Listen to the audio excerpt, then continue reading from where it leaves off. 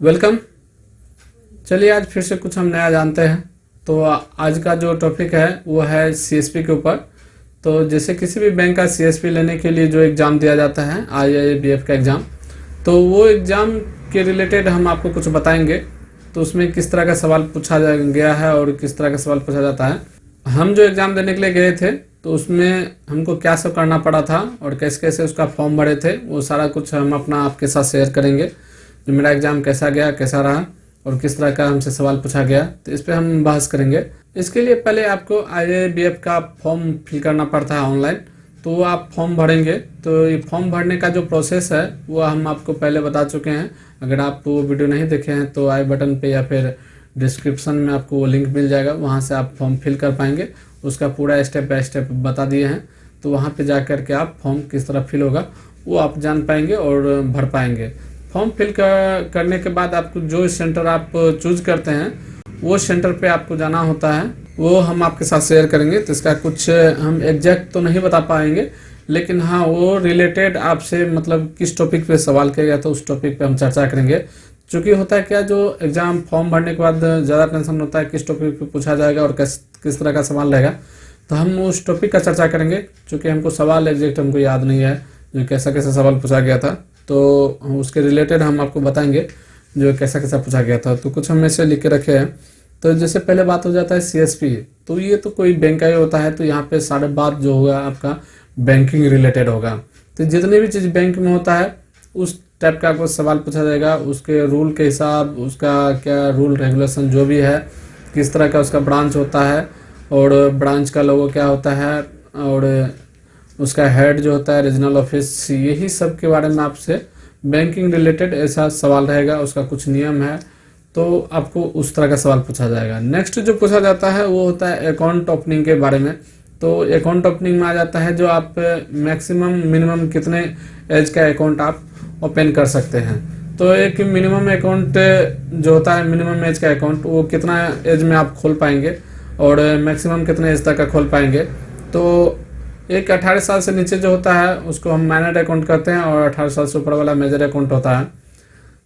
इसमें भी बहुत सारा होता है। एक करंट होता है, करंट अकाउंट, एक सेविंग अकाउंट होता है और बहुत सारा अकाउंट होता है, सैलरी अकाउंट भी होता है। तो ये अकाउंट रिलेटेड ऐसा सवाल पूछा जाएगा। तो आप अकाउंट रिलेटेड जो है सवाल गूगल सर्च कर लेंगे या कहीं कुछ अगर उपलब्ध हो रहा है आपको नोट्स तो वो आप अवेलेबल कर लेंगे। वैसे यूट्यूब पे हम भी देखे तो बहुत सारा ऐसा बताया जाता है जहाँ आपको बहुत सारा हेल्प हो जाएगा। वहाँ से आप चेक कर लेंगे, ऐसा सवाल पूछेंगे। और नेक्स्ट जो सवाल होता है अकाउंट खोलने के बाद वो होता है लोन के ऊपर। जो बैंक किस तरह से लोन देता है और किस किस टाइप का लोन देता है, तो ये सब विकल्प दिया रहेगा। लोन तो बहुत टाइप से दिया जाता है, अकाउंट भी बहुत टाइप का खोला जाता है। तो उसमें जो विकल्प दिया रहेगा, अगर मान चलिए किसको लोन देना है, ठीक है ना, तो अब कहेगा जो किस तरह का लोन दिया जाता है बैंक से रिलेटेड। एक हो जाएगा पेंशन लोन हो गया, एक होम लोन हो गया, एक बिजनेस लोन हो गया और चौथा विकल्प देगा आपको जो इसमें से सभी। तो आप ये तो सबका सब लोन दिया जाता है, बिजनेस लोन भी होता है, होम लोन भी होता है, पर्सनल लोन भी होता है। तो उपरोक्त सभी हो गया। इस तरह से आपको ऑप्शन दिया जाएगा। या फिर उसी में कहीं ऐड कर देगा जो किसी लोन नहीं दिया जाता है, ऐसा उल्टा सवाल भी कर सकता है।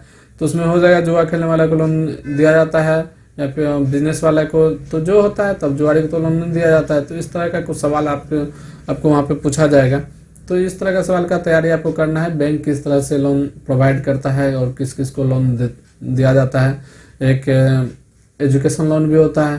तो इसी में से एजुकेशन लोन के लिए क्या रिक्वायरमेंट चाहिए या फिर बिजनेस लोन के लिए क्या रिक्वायरमेंट चाहिए, तो ये कुछ भास्ट नहीं होता है, लेकिन एक नॉर्मली जो भड़वली जानना होता है तो उस रिलेटेड आपसे पूछा जाएगा। आगे जो होता है वो होता है रुपया के ऊपर। जो अगर 100 का नोट है, 50 का नोट है या फिर 500 2000 का नोट है, तो उस रुपया में बहुत सारा ऐसा सिंबल होता है जैसे आर लिखा हुआ है या फिर और भी, जैसे उसका जो धागा होता है रुपया पे देखे होंगे, तो उसमें मतलब इसके रिलेटेड पूछा जाएगा जो किस रुपया में वो होता है धागा और किस में नहीं होता है। या फिर रुपया का जो सिंबल है वो कौन दिया था, तो ये किया कब दिया गया था, कब उसका हुआ था।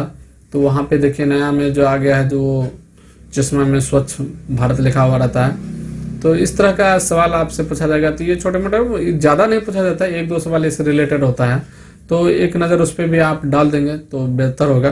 तो आगे जो होता है वो होता है करंट अफेयर्स का। तो इस देखिए करंट मैक्सिमम सवाल मुझसे जो पूछा गया था ना वो बैंकिंग रिलेटेड ही था, तो उसमें से 2-3 सवाल ऐसे आया होगा जो करंट अफेयर्स का होगा, जैसे रुपया पे सिग्नेचर किसका होता है, अब वो करंट में कौन है, ठीक ना। तो उस तरह का सवाल पूछा। देखिए वो करंट अफेयर्स भी होगा ना तो वो आपका बैंकिंग रिलेटेड ही होगा, जो बैंक से जुड़ा हुआ ही सवाल होगा।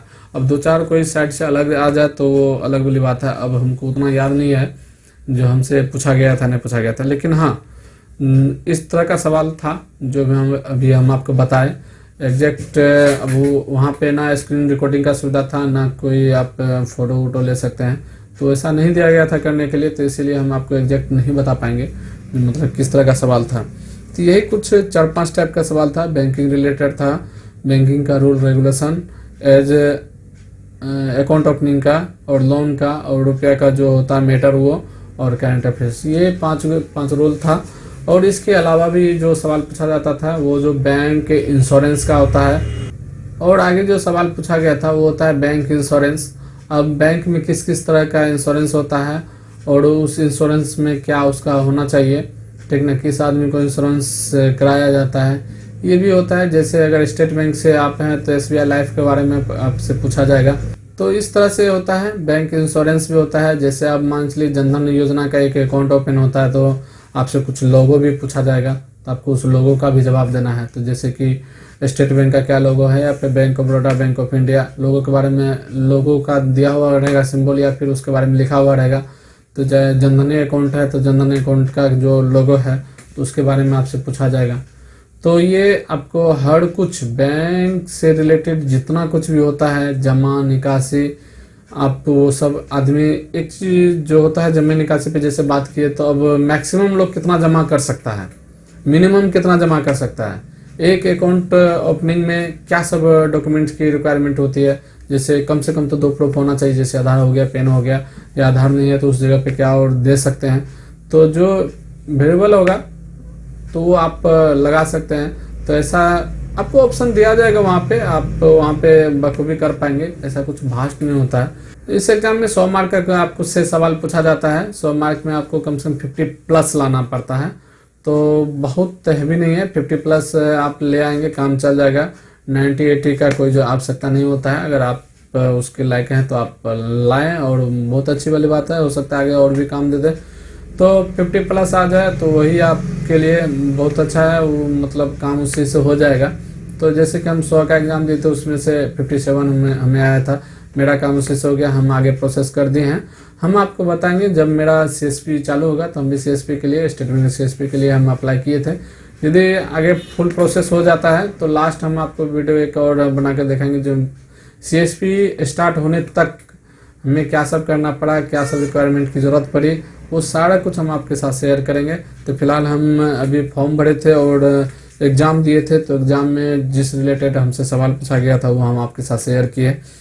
तो फिलहाल इस वीडियो में बस इतना ही। वीडियो पसंद आए तो वीडियो को लाइक कर दें, हमसे जुड़े रहने के लिए चैनल को सब्सक्राइब कर लें। मिलते हैं नेक्स्ट वीडियो में, तब तक के लिए जय हिंद।